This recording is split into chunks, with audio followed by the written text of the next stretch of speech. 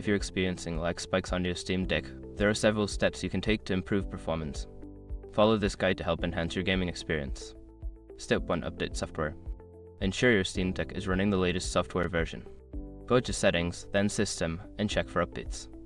Installing the latest updates can fix bugs and improve performance. Step 2. Optimize game settings. Lower the graphics settings in the games that are causing lag. Access the in-game settings menu and reduce options like resolution, texture quality, and shadow effects to help the device run smoother. Step 3. Manage background applications. Close any unnecessary applications running in the background. Press the Steam button, navigate to the Quick Access menu, and exit any apps that are not needed while gaming to free up system resources. Step 4. Adjust power settings. Change the power settings to prioritize performance.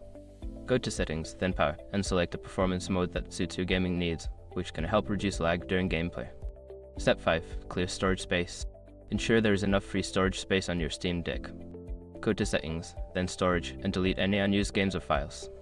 Full storage can slow down performance and lead to lag spikes.